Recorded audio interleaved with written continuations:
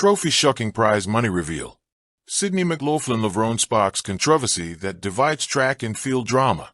Faye screaming in Faye, "I don't make my money on the track." Back in March 2025, Gabby Thomas said in a podcast she was discussing the money she got from winning 3 gold medals in the 2024 Olympics. For a gold medal in the U.S., you get paid $37,000. She said the reaction from a host, "That's it. 37 GS for what could be a lifetime worth of work." No, absolutely. The money was extremely low for any track and field athlete who puts their whole life into that one medal. Fans were disappointed back then. Now Gabby is not coming to Tokyo, but her compatriot Sydney McLaughlin Levrone will be there, and she will not be earning much either. The same sentiment is for the World Championships. The total prize money allocated by World Athletics for the Tokyo 2025 Championships is $8,498,000. So, who's getting how much prize monies for the Tokyo 2025 World Championships? Eyes caption Track and Field Gazette 2. A tweet made today. So who's getting how much? Every finalist in the individual events receives a payment, with the champion earning $70,000, the silver medalist $35,000, and the bronze medalist $22,000. The money keeps flowing down the line. Fourth place collects $16,000. Fifth takes $11,000. Sixth earns $7,000. Seventh gets $6,000. And even eighth pockets $5,000. The relay team also gets its share. Finish first and your team gets $80,000, while a silver medal brings in $40,000. As for bronze, it's $20,000. Fourth place gets you the same as individual events for the same position, while fifth place takes a plus of $1,000. The sixth place will earn you $8,000, while finishing seventh will result in a $6,000 payout. Eighth place earns $4,000. The fans are not happy. According to Nagashima, Ono, and Tsunematsu NT in Japan, prize money is taxed as domestic income. Non-residents face a flat 20.42% withholding tax, while residents pay progressive rates that can reach up to 55.945%, with local and reconstruction taxes included. Counting all OS, this in the track and field community is not very happy with the prize money. Fans disappointed over Sydney McLaughlin Levrone and others' prize money. A user said, "Extremely low for the best in the world. Athletes deserve to be compensated much better." The $70,000, which might sound like a lot, but when you factor in years of full-time training, coaching, travel, medical support, and living expenses, it often barely covers the costs. Another fan pointed out, "Just realize now that track and field athletes earn small compared to other sports, including golf and tennis. No debates here." In 2021, the average earnings for a PGA Tour player were approximately $1.48 million. Another user brought tennis into the discussion, writing, "After a week of watching the US Open, I'm baffled by the prize money in track and field. You get a $110,000 for just reaching the first round in the US Open. This sport is truly underfunded." The total 2025 US Open prize money was $31,620,000 for the women's or men's singles, where the winner got $5 million.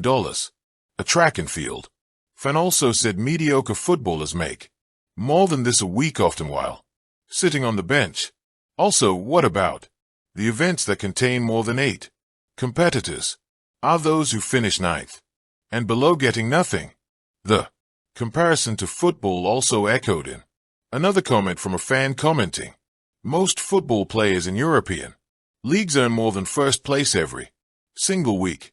In the Premier League, the average weekly salary of £80,000 translates to roughly $100,000.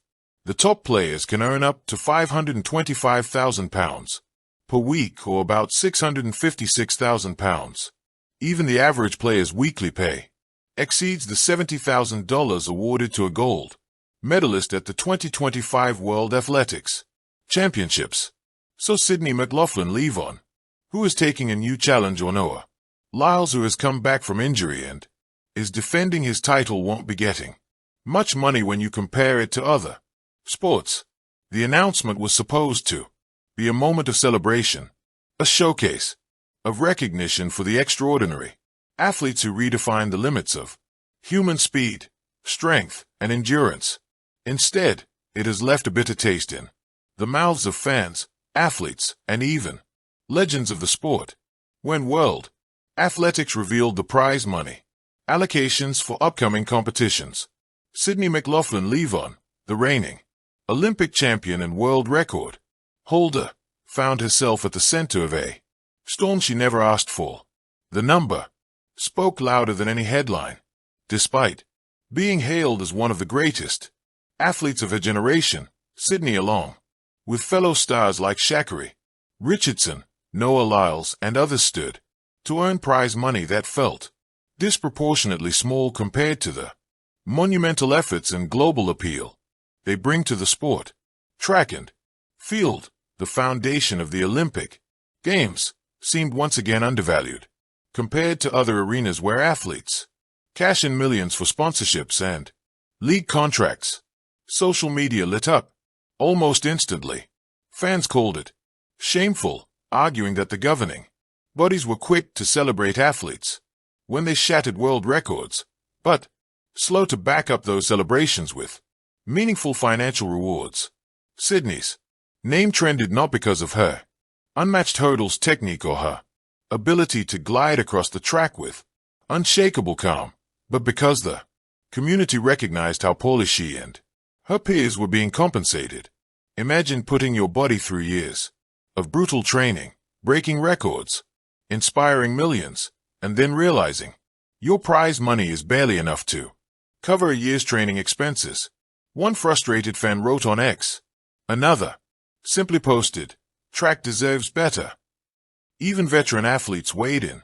Some shared their own experiences of struggling financially while competing at the highest level. Justin Gatlin, a former Olympic champion, echoed the sentiment, saying that while track athletes are global icons every 4 years, the system often leaves them invisible and underpaid in between. The outrage wasn't just about the money itself, but what it symbolized for many.